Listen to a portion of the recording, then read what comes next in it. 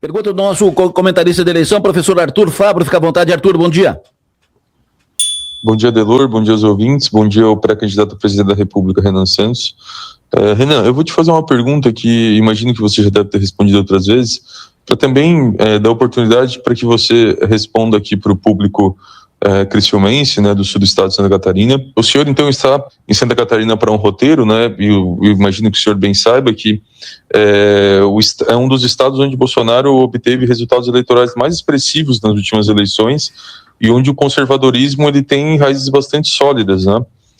Dito isso, o senhor também representa uma direita que se pretende também diferente da direita bolsonarista. Eu gostaria que o senhor fosse bastante específico em apontar algumas diferenças concretas em relação à direita bolsonarista, né? Talvez, se for possível, mencionar algumas questões ideológicas ou de método, né, programáticas, entre aquele projeto que o senhor defende e o que a gente já sabe, né, que é o projeto bolsonarista. E como o senhor pretende convencer um eleitorado que, por exemplo, esse de Santa Catarina, em grande parte, ainda se identifica com Bolsonaro, de que essa diferença entre vocês é bastante relevante? Beleza? Obrigado, um abraço. O Arthur procura aprofundar um pouco mais a conversa. Ah, delícia esse tipo de pergunta, né? Isso é tipo de pergunta boa da gente desenhar quem nós somos e quem é o nosso adversário. Então eu vou começar com uma pequena provocação. Tirando os chavões, ninguém sabe exatamente como pensam os Bolsonaro. E aí eu vou pegar frases do próprio Flávio Bolsonaro. Ele disse recentemente, num evento no Rio Grande do Sul, que ele não vai falar muito das propostas dele, porque se ele falar muito, as pessoas vão atacar ele. Ou seja, eu não sei exatamente como ele pensa. O Flávio Bolsonaro, qual é a proposta dele para a área de educação? Qual é a visão conservadora bolsonarista sobre a área de educação? Eu não sei. Qual é a visão conservadora bolsonarista sobre como resolver a questão do SUS e a questão do acesso ao SUS? Também não sei. Qual é a questão bolsonarista conservadora dele sobre a área de infraestrutura? Eu não tenho a menor ideia. Qual é a política econômica que ele vai adotar? Não tenho ideia. Ele disse que vai fazer uma tesourada num evento no BTG. O que é uma tesourada?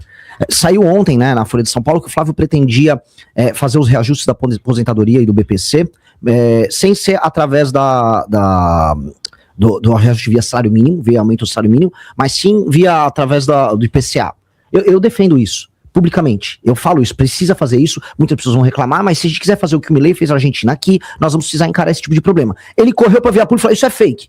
Então ele não vai fazer. Então ele fala que ele anda com o Milei, mas ele é sabor Milei. Meu problema com eles tirando os chavões do tipo, aqui é família, aqui é Deus, eu não sei o que eles pensam. Eu não tenho a menor ideia, ninguém tem a menor ideia. O Carlos Bolsonaro quer ser senador aqui por Santa Catarina. O que o Carlos pensa sobre os problemas de Santa Catarina, sobre o Pacto Federativo? Qual é a visão conservadora do Carlos Bolsonaro sobre isso? Ninguém sabe. Ninguém sabe porque são apenas chavões. Então eu já começo falando minha primeira grande diferença. Nós somos substantivo, não adjetivo. Falar que eu sou conservador, para eles é um adjetivo. Pra gente, ser de direita é um substantivo e às vezes direitar é um verbo, é uma ação política baseada em ideias. Então, eu montei um livro, eu tenho projetos para todas essas áreas que eu falei. Eu sei como ser um candidato à direita usando tecnologia no SUS e aproveitando o elemento centralizado do SUS para, com machine learning e inteligência artificial, a gente melhorar o atendimento para as pessoas. Eu sei como resolver o Pacto Federativo para fazer com que o povo que trabalha e produz, como por exemplo o povo de Santa Catarina, não seja permanentemente roubado e esse dinheiro não vá para um prefeito vagabundo lá em Alagoas ou no Maranhão gastar com qualquer coisa e não melhorar a vida das pessoas lá. E aquelas pessoas terminam migrando para cá e gerando problemas, inclusive políticos nacionais. Eu sei como tratar disso, eu vou tratar disso, eu não vou ter vergonha de fazer esse tipo de tema. Esse tipo de coisa, que é uma diferença de mérito, de postura, de formas de encarar os problemas, já nos diferencia como água e óleo deles. Eu vou falar dos grandes temas nacionais, eles não vão. O problema é o seguinte, o bolsonarismo é como se fosse o peronismo lá na Argentina, ou o próprio lulismo no Brasil. É o la garantia soy yo. Não, confia no meu sobrenome aqui que a coisa vai. E aí eu não consigo, e esse é o problema, a gente responder a sua pergunta, eu não consigo saber o que eles pensam. Tirando os chavões, eles gostam da família, eles não gostam de bandido, tá, vamos virar a primeira página, o que tem? Qual é a abordagem deles que será diferente da minha na parte de segurança pública? Eu tenho um projeto, eu tenho livros publicados, que é o Livro Amarelo, que é o programa do meu partido, explicando ponto a ponto como eu vou enfrentar o crime organizado. Eles não têm. Eles são em guerra cultural, né? Eles dizem que são descendentes diretos do pensamento do Olavo de Carvalho, ok. Como é que o Flávio vota nessas matérias? O Flávio votou agora a favor da lei da misoginia, que é um projeto maluco que acaba com a confiança interpessoal entre homens e mulheres, vai atrapalhar a ascensão de mulheres na carreira delas dentro das empresas, porque simplesmente qualquer coisa vira misoginia, as empresas vão querer se proteger disso. Então qual é a ideia deles sobre guerra cultural? Não sei.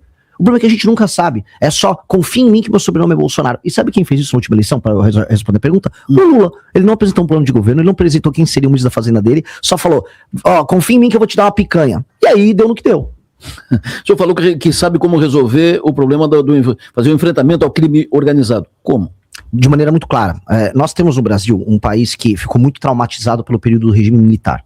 Houve um trauma. Então, qualquer legislação que fosse muito rígida com o cometimento de crime já era tratado como um retorno aos porões do DOPS, porões da ditadura. E, fora isso, houve também uma ascensão de um pensamento à esquerda que sempre achava que a violência estava por conta das desigualdades sociais e a violência, portanto, tinha que ser encarada como uma forma quase de redenção poética da pessoa mais pobre, não sei o quê. Isso é tudo balela. Tá?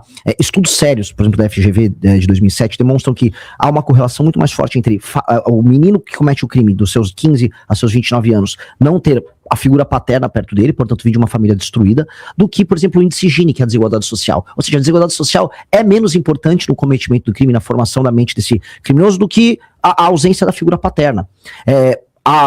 Outra pesquisa que foi feita, muito importante, demonstra que presidiários, foi o Gakia que trouxe essa pesquisa, Pérez Chiquida, presidiários, eles têm medo, e essa pesquisa foi feita com presidiários, de penas muito altas como prisão perpétua ou até pena de morte, e isso faria eles serem dissuadidos de cometer crimes. Então, o que a gente já sabe é que toda a literatura internacional nos mostra penas mais altas, certeza de punição, e aí você abordar esse jovem dos 15 aos 29 anos, porque a maior parte dos crimes violentos são cometidos nessa época, inclusive com tratamento psicológico nas escolas, acompanhamento, e é por isso que as escolas militares são um sucesso, porque você tem a figura masculina próxima, você começa a diminuir o cometimento de crime. Só que aí tem um outro elemento.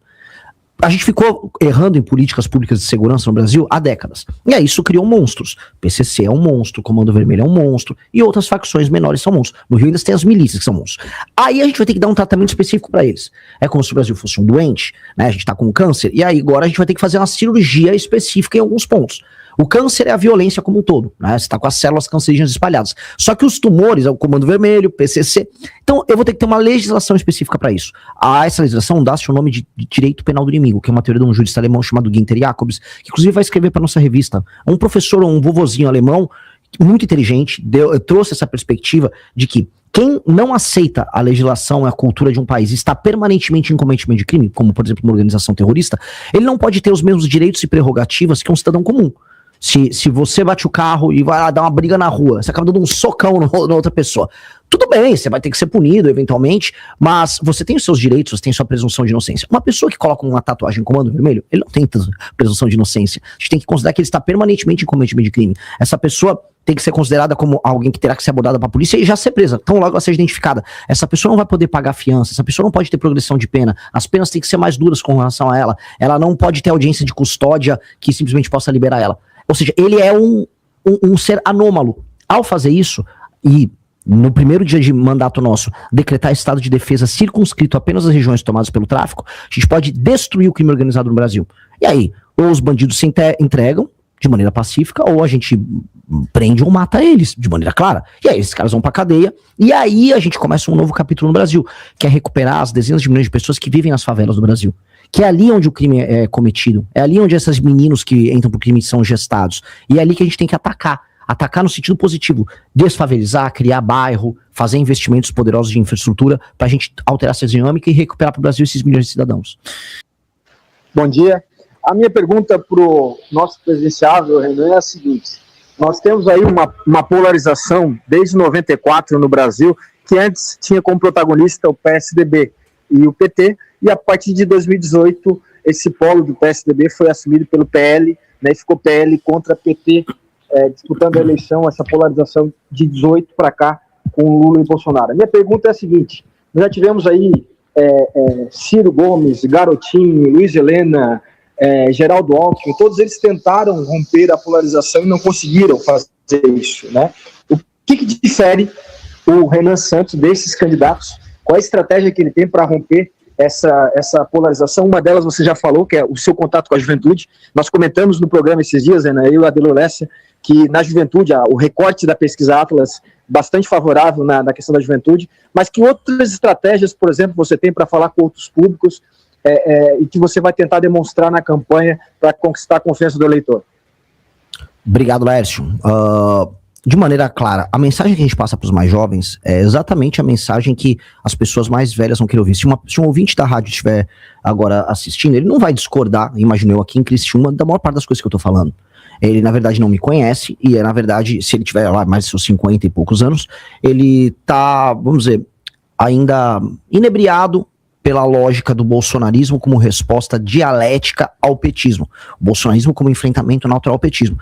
Mas se você olhar na letra da lei, ou se você olhar no papel, as propostas do Flávio são muito menos condizentes com o que ele pensa do que as minhas. Então, se ele olhar e olhar minha trajetória, eu liderei o impeachment da Dilma Rousseff nas ruas e no parlamento, eu fui capaz de fundar um partido, a família Bolsonaro não foi capaz de fundar um partido, eu jamais votaria nessas leis feministas que passaram no Congresso, assim como o nosso deputado Kim Kataguiri nunca votou, eu jamais ficaria fazendo campanha falando que eu vou ficar aumentando Bolsa Família, ou seja, contrariando a lógica e o sistema de valores do próprio eleitor dele, jamais faria isso. Então, se esse eleitor conhece e passa a ser um pouco generoso, ele não tem motivo de discordar. E aí existem dois elementos, e a pergunta é muito boa, porque ela trata de dois momentos geracionais. O Fernando Henrique e o PSDB, eles representaram um processo de modernização de um país que tinha medo de falar que era de direita. E aí as classes médias antipetistas, elas falam, não, esse projeto está modernizando o Brasil, tem plano real, tem privatização, a economia está andando, eu estou começando a consumir produtos do exterior, o Brasil é uma economia muito fechada ali até os anos 90. E isso, vamos dizer, marcou uma geração, né, uma geração de petistas, até que deu vamos dizer, a fadiga de material e eles passaram a perder. O bolsonarismo representou outro momento, foi quando as pessoas antipetistas começaram a falar, este cara, ele representa meu sistema de valores, o Bolsonaro é literalmente eu. Bolsonaro, ele fala que nem eu falo, ele tem a mesma religião que eu, por mais que o Bolsonaro não tenha religião nenhuma, o Bolsonaro defende a família, por mais que ele esteja na terceira família, o Bolsonaro, ele gosta de matar bandido, por mais que o governo dele não tenha passado nenhuma legislação que realmente prenda bandido, ou seja, a pessoa se identificaram ali com o Bolsonaro, e falaram, esse é o homem, eu vou com ele ali, e já está apresentando a fadiga de material também. Essa fadiga de material já está acontecendo. Nós representamos um outro momento, que é um momento otimista. Esse é o ponto que eu quero falar. Eu quero falar para todo mundo que, assim, as gerações mais novas estão olhando e falando, o futuro pode ser glorioso. O Brasil realmente pode ser uma das 5 maiores nações do mundo, nós temos tudo para isso. E os problemas que a gente padece, eu pago imposto alto, a inflação, ela tá sempre comendo um pedaço do meu salário, os juros são altíssimos no Brasil, andar na rua no Brasil é perigoso. Todos esses são problemas pequenos. Todos os problemas que o Brasil passa são muito, muito, muito pequenos. A pessoa fala, impossível. O problema não é esse. O problema é a vontade de você resolver esses problemas. O problema é você organizar uma força política que saiba o que fazer. O exemplo que eu vou dar, eu já tinha dado o exemplo do câncer. O Brasil, se fosse um paciente, uma pessoa doente, ele é uma pessoa que está morrendo de gripe. Sabe, existe cura pra gripe, existe remédio pra gripe, todo mundo sabe como resolver, só que a pessoa não quer cuidar, porque se ela tem um parente que falou que ele tem que tomar suco de cenoura e um chá e não tá tomando remédio pra gripe. Este é o cenário do Brasil. Resolver o problema de juros do Brasil é fazer uma boa reforma fiscal. Resolver a questão de segurança pública, passando a legislação certa e tendo vontade, se resolve em 1, 2 anos. Resolver a questão da reforma administrativa dos estados e municípios para fazer eles serem autossustentáveis, como são aqui em Santa Catarina, a gente resolve em 3, 4 anos. É questão de resolver uma equação política. Isso é difícil. Que é resolver os jogos de poder que existem entre os estados, os municípios, o tal do Centrão. Hoje também tem o STF como um player. Este é o desafio. E nós estamos criando um projeto político inteiro devotado a resolver isso. E isso é otimista, isso aponta para um futuro que vai ser glorioso. Eu vou falar, a maior parte dos problemas brasileiros de Estado, que são muito ruins, a saúde e a educação no Brasil, com o uso da tecnologia, com a inteligência artificial que está chegando aí, galera, é uma revolução, vai mudar tudo. O SUS, que antes era uma desvantagem brasileira, vai ser uma vantagem enorme, porque ele é centralizado, a gente vai poder cruzar dado, aí a gente vai poder saber se uma pessoa vai desenvolver diabetes, já vai ter o remédio próximo.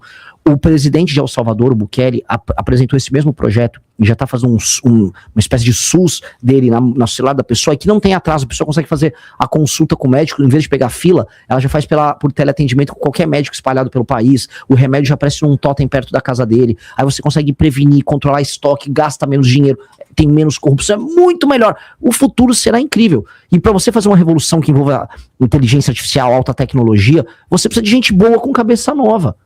E é isso que a nossa geração está aprendendo a ser, a geração que vai usar a tecnologia para fazer com que o Brasil diminua o gap, a distância que a gente tem para os países maiores. E a gente vai conseguir. Então, por que eu sou otimista sobre o futuro e por que esse é um projeto diferente dos outros? Porque a resposta que já está tendo entre os mais jovens mostra que isso está convencendo os corações e mentes das pessoas que já estão entendendo que o caminho é outro. E aí é um processo de convencimento, é um processo natural. Já aconteceu com o Milei na Argentina, já aconteceu com o Trump nos Estados Unidos. O próprio Bolsonaro teve um pouco disso. Isso está acontecendo com a gente. Se fala de reforma tributária, ela está sendo implantada, fala-se da reforma administrativa, reforma previdenciária, reforma política. O que você faria numa reforma política, se fizesse a reforma política, se entendê-la necessária? Pergunta difícil, hein, homem? Pergunta difícil. Eu vou falar minhas duas posições sobre reforma política. Quando todo mundo fala em reforma política, as pessoas estão falando muito em modelo de votação. É distrital misto. Muitos vão nessas linhas. Pode ter mais partido, pode ter menos partido. Eu vou levar minha reforma política para outro campo, tá? Porque, por mais que eu falasse, Renan, qual a sua opinião? Eu gostaria de ter voto distrital misto de lista fechada, para não ter nem tiririca na lista. Mas isso é uma outra discussão, a gente pode, depois, se quiser abordar em outra pergunta, a gente faz. A principal parte de uma reforma política nossa é entender qual o problema político do Brasil.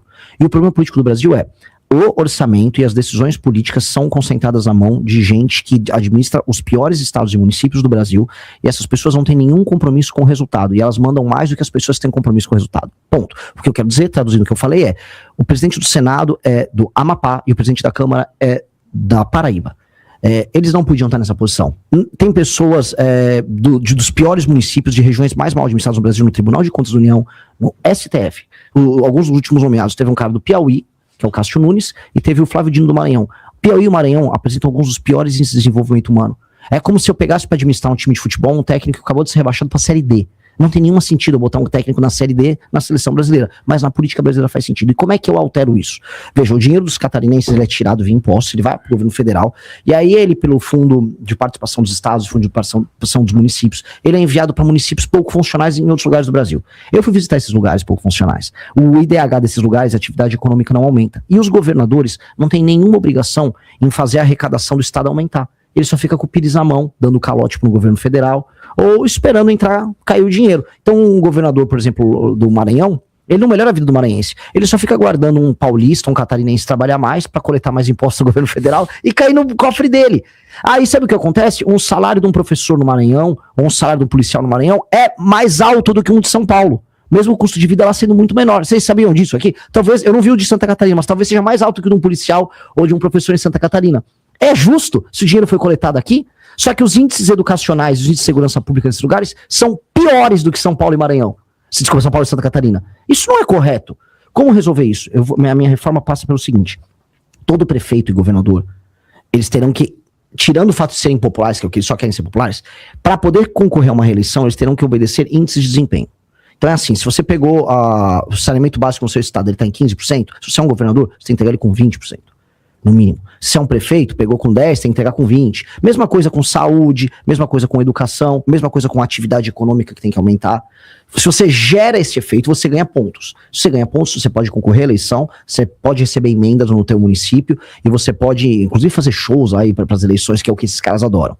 Pode. Se você não conseguiu bater essas metas, independente de você ser popular ou não, você não pode participar das eleições. Você fica elegível por 8 anos, o seu partido fica elegível naquele município por 8 anos. O que você faz? Com que o dinheiro que é extraído de impostos dos outros lugares acabem obrigando, através dos repasses, esses lugares a se tornarem independentes economicamente, melhorarem a vida das pessoas, porque aí sim, esses municípios vão ficando, vamos colocar aqui, autônomos, e ficando autônomos, o dinheiro de Santa Catarina fica em Santa Catarina, o dinheiro de São Paulo fica em São Paulo, e a população do Maranhão fica feliz e vive melhor também. E a gente tem uma federação mais equilibrada. E aí, com uma federação mais equilibrada, a representação melhora no Congresso Nacional e o país como um todo melhora. Hoje, o modelo político no Brasil é políticos, governadores em geral, judiciário, ficam o tempo todo tentando extrair dinheiro de quem trabalha e produz. Esse é o modelo. Para resolver isso, indicadores de desempenho muito claros e punições para quem não conseguir cumprir. Com base nisso, a gente começa a reequilibrar a federação. Se não, eu vou colocar aqui, não é nenhuma provocação, é a verdade, a federação vai quebrar. Se a gente não resolver isso que eu tô falando, em algum momento o Brasil vai se separar em 2, 3 países. Porque as pessoas não vão conseguir aguentar.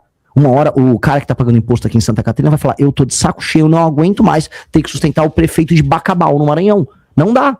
Não dá. E o cara de Bacabal, ele só rouba a população de Bacabal. E ainda me rouba aqui em Santa Catarina, eu nem sei quem é ele. Uma hora vocês não vão aguentar. O pessoal de São Paulo não vai aguentar. E eu tô avisando, porque as pessoas estão começando a se odiar nas regiões. E a gente não pode se odiar. O Brasil é um país para ser um país imperial, um país enorme. Isso tem que ser resolvido. Na sua reforma política, mantém a reeleição? Eu manteria a reeleição para deputados. Eu acho, entretanto, muito mais racional a gente aumentar o mandato de presidente para 5 anos e não ter reeleição. Aí o presidente consegue apresentar um projeto, e aí ele pode, na reeleição, lançar um candidato do partido dele. Acho que não tem problema nenhum. Agora, o modelo de reeleição, como nós temos no Brasil, é um modelo doente. Por que doente? Porque os mandatos são construídos para apenas se reeleger. E aí você tem Já assume tratando a reeleição. Exato. E o terceiro ano de mandato já é campanha.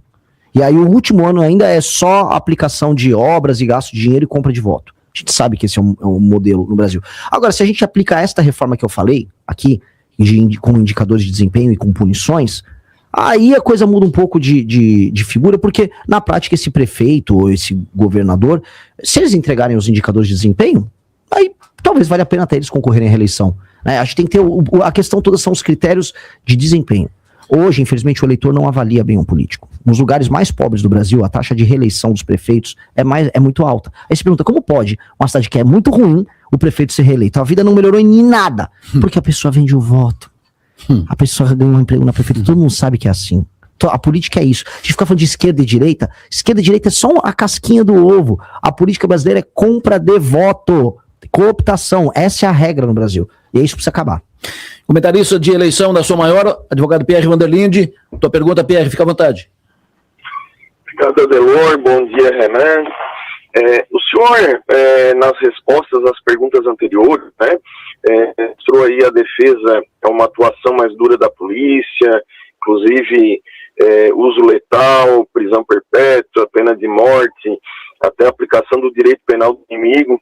Também tratou dessa questão da reforma política, né, de um novo pacto federativo, índices de desempenho para os municípios, vinculado a eventual inelegibilidade de candidatos, até mesmo do partido. Como que o senhor pretende governar e colocar essas propostas em práticas dentro da ordem constitucional atual, ou estaria disposto a propor uma ruptura, como a convocação de uma nova constituinte, tendo em vista, né, que para essas mudanças precisaria e da Câmara dos Deputados? Deu uma cortadinha, mas acho que entendi o espírito da pergunta. De maneira clara, a única coisa que demandaria uma alteração constitucional é se eu quisesse aplicar a pena de morte e a prisão perpétua, isso, porque isso são cláusulas pétreas. O resto é PL, projeto de lei, ou PEC, projeto de emenda à Constituição. Coisa que, infelizmente, todos os presidentes têm que fazer. Tudo que envolva melhorar o desempenho econômico, alterar a forma como o Estado é conduzido, você tem que fazer PEC no Brasil. Isso é uma desgraça, herdada da Constituição de 88, que ela prevê tudo. Né? A Constituição que abraçou tudo. Isso, inclusive, é a origem dos superpoderes do STF. Porque se tudo é constitucional e o STF é um tribunal constitucional, então ele vai julgar qualquer coisa. Né? Mas eu não vou me evadir muito do tema central da questão. O ponto é, para você fazer isso, eu pretendo um dia, se eu conseguir, através do Partido Missão, não no primeiro mandato, tocar uma constituinte. Nós precisamos alterar a Constituição brasileira porque ela é um entrave ao crescimento brasileiro. Novamente, qualquer tema é constitucionalizado aqui no Brasil. Tem até piso de determinados servidores que estão na Constituição. Isso é doentio, isso é loucura. Você não tem que discutir na Constituição parâmetros, por exemplo, para uma reforma da Previdência. Você não tem que discutir numa Constituição temas que vai envolver licenciamento ambiental. Isso é tudo maluco. Isso é doentio. Esse é um problema, mas é um problema que eu gostaria de tratar não agora. Para tratar dos 3 temas que eu falei aqui, que são os principais: uma reforma fiscal e de competitividade no Brasil, que envolve PEC, uma alteração nas leis penais e processo penal, para incluir inclusive o direito penal do inimigo, que é PL, mas envolve também PEC. E para fazer essa reforma administrativa que eu falei, que mude os sistemas de incentivo para os estados e municípios, que permitam punições e incluir, vamos dizer, critérios objetivos de avaliação. Tudo isso é PL e PEC. Eu não preciso de uma constituinte. O que eu vou precisar é de maioria no Congresso Nacional.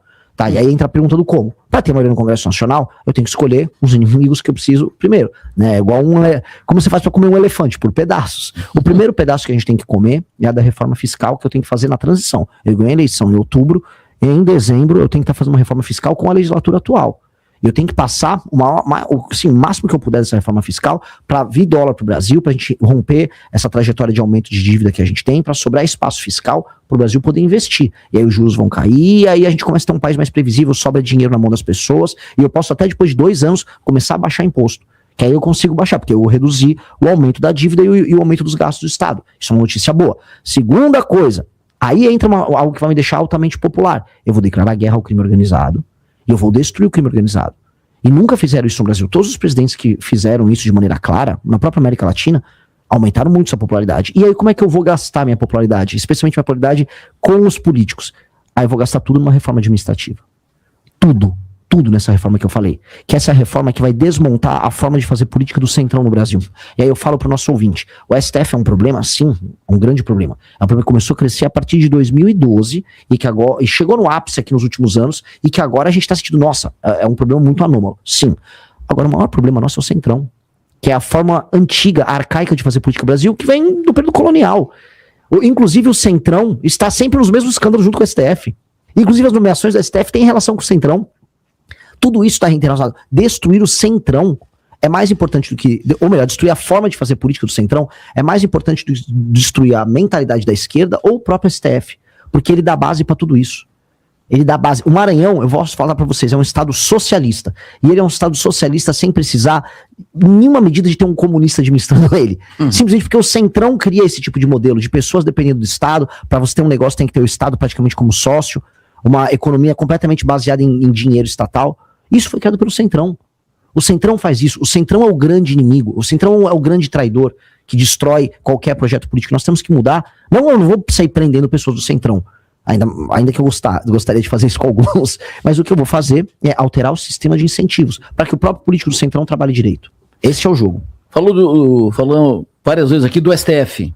STF hoje ele está politizado, porque lá ele tem nomeados do Lula, do Bolsonaro, do Fernando Henrique ainda, porque os ministros do STF são todos nomeados pelo presidente da República, que indica para o Senado aprova ou não, e o presidente nomeia. Isso cria, ou tende a criar uma dependência, uma relação dos ministros com o poder, com os políticos. Como é que tu avalia a possibilidade de mudar essa regra, fazendo com que os integrantes do STF sejam de carreira ou concursados? Veja só, eu não sou tão otimista com a ideia do concursado. Você tem dentro dos concursados, quando eles chegam em posições importantes, o lobby do judiciário, por exemplo, para super salário. Não é isso que vai determinar se o STF vai ser bom ou ruim. Sabe o que vai determinar? É tirar os poderes do STF. Hoje o STF manda em tudo. Eu vou dar um exemplo. A Suprema Corte Americana ela também funciona com nomeação política. Sabe por que ela não interfere tanto? Porque ela só trata de matéria estritamente constitucional, ela tem um filtro de entrada. Nos Estados Unidos, o STF deles cuida de 50 ações. No Brasil, são de 8 mil ações. O STF também tem superpoderes aqui no Brasil, porque 83% das decisões delas são monocráticas. Portanto, cada ministro dá uma sentença, dá a canetada dele e fica com uma decisão monocrática. Outra coisa que eles podem fazer, como eles viram uma espécie de última instância do judiciário, que eles não podem ser, eles têm que ser apartados do judiciário brasileiro, eles têm...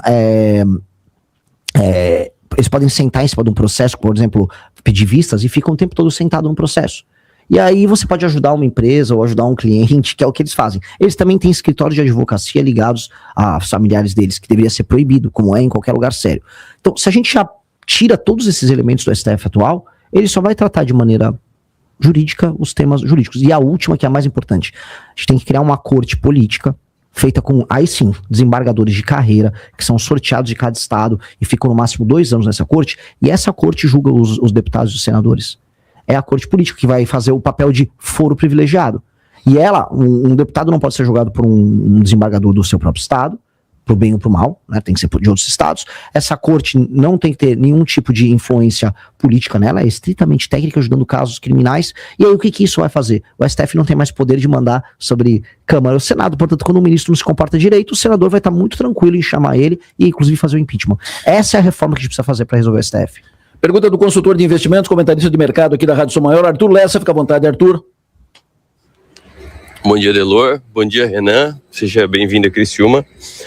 Eu queria fazer uma pergunta bem objetiva na área econômica. A gente tem visto vários projetos, a pauta da semana, a questão da escala e da jornada de trabalho, e aí se discute o salário do brasileiro, o salário mínimo, reduzir a escala sem reduzir o salário, né, sem reduzir a remuneração. Mas um ponto que não se discute em nenhuma das alas da política brasileira é a redução do custo de contratar. O brasileiro recebe pouco porque a empresa gasta muito para contratar um dinheiro que não vai para o brasileiro, não vai para o trabalhador. Como é que no seu governo seria resolvida essa questão? Que ações, que mudanças seriam feitas para que o custo da empresa fosse mais próximo ao que é recebido pelo trabalhador? Renan, fica à vontade. Grande pergunta. Olha, só para começar aqui, eu não vi ainda os demais, tá? Mas eu sou o único pré-candidato completamente contrário a esse projeto populista do governo Lula, que vai gerar desemprego, que é o fim da escala 6x1, porque eles colocam nos seguintes termos dessa discussão: olha, ou de um lado você trabalha 6x1, ou do outro você vai ganhar a mesma coisa e vai trabalhar menos. É mentira, porque ele está levando a erro as pessoas. Tem que ser, ou de um lado você vai ter a possibilidade, tá, de acabar com a escala 6x1 e aí trabalhar menos e ganhar igual, com uma jornada menor, tá? E essa possibilidade é mínima, ou você vai ter desemprego puro e simples. E você não vai ter nenhum emprego. Porque essa é a discussão que tem que ter. As pessoas muito provavelmente ficarão sem emprego, empresas vão aumentar os custos delas, empresas vão fechar, o Brasil vai perder competitividade em alguns setores industriais que ele faz parte das cadeias globais de produção, e vai vir alguma empresa mexicana, alguma empresa chinesa, alguma empresa vietnamita, alguma empresa indiana, e vai roubar os clientes dos brasileiros, e o Brasil vai ficar mais pobre. Porque você não aumenta os rendimentos das pessoas se não aumentar a capacidade produtiva, a produtividade da economia brasileira. Ponto. Só que é papo de maluco populista que o Lula tá usando para tentar ganhar a eleição. Só. E a direita não tem coragem de falar isso. Inclusive vi o Nicolas, né, já ensaiando um voto favorável a isso. Ele falou assim, eu vou botar uma emenda que aí o governo vai ter que pagar para as empresas a diferença. Mentira, isso é loucura. Aí a gente vai quebrar as contas públicas só para atender o desejo populista do Lula? Isso é loucura. Então vamos lá, o que a gente tem que ter, e respondendo a tua pergunta, juntando esses assuntos, o modelo de contratação da CLT, que tem todos esses custos, ele é inviável. Nós temos que ter um novo modelo de contratação e uma cobrança, aí sim, dos impostos concernentes à INSS, que é o recolhimento, né, de maneira flat para todo mundo. Ou seja, nós temos hoje um MEI que cobra menos. Então a pessoa faz um MEI e ela trabalha como MEI e ela paga alíquotas muito menores. Na CLT ela paga muito alto. Em ambos os casos, em um dos casos a pessoa fica com a maior parte do dinheiro no bolso, e no outro caso o Estado fica com a maior parte do dinheiro. Nós temos que criar um parâmetro menor, cobrando impostos menores, muito menores do que a CLT, em que seja fácil contratar, em que seja fácil você demitir uma pessoa, como é em qualquer lugar do mundo, em que não tenha judicialização. Inclusive aqui em Santa Catarina, a gente voltou a ter hiperjudicialização na área trabalhista, porque começou a ter decisão de desembargador aqui, falando, não, você não tem custo sem entrar com a ação trabalhista novamente, ou seja, disparou, aumentou em mais de 15% as ações trabalhistas. Tem que ter essa segurança jurídica. O modelo da CLT, se não abandonado, a gente vai ter que deixar ele num canto e criar um outro modelo de contratação simples e direto e igual e previsível, que faça as pessoas trabalharem com muito menos custos. Aí o que vai acontecer? As pessoas vão naturalmente abandonar o modelo CLT para um modelo que, vamos dizer, o desconto dela, referente, por exemplo, ao INSS, que é no fundo a aposentadoria, o sistema previdenciário brasileiro, mas no fim do dia a maior parte do dinheiro ficando com ela e a maior previsibilidade. Este modelo, ele tem que estar presente já no próximo governo. O próximo presidente da República precisa fazer isso. Porque o Brasil está indo para uma informalidade bizarra, e nessa informalidade tem pessoas que estão trabalhando e também não estão, basicamente, arrecadando os impostos para a área do INSS. Então isso vai dar um problema previdenciário lá para frente. E o cara da CLT está pagando um valor altíssimo. Então está muito desequilibrado. A gente vai precisar reequilibrar para pagar todo mundo um pouquinho, bem menos do que a gente está pagando na média, de impostos, e facilitar a contratação das pessoas. Acho que isso vai ter um efeito muito positivo na cadeia como um todo. Renan, pergunta de milhões.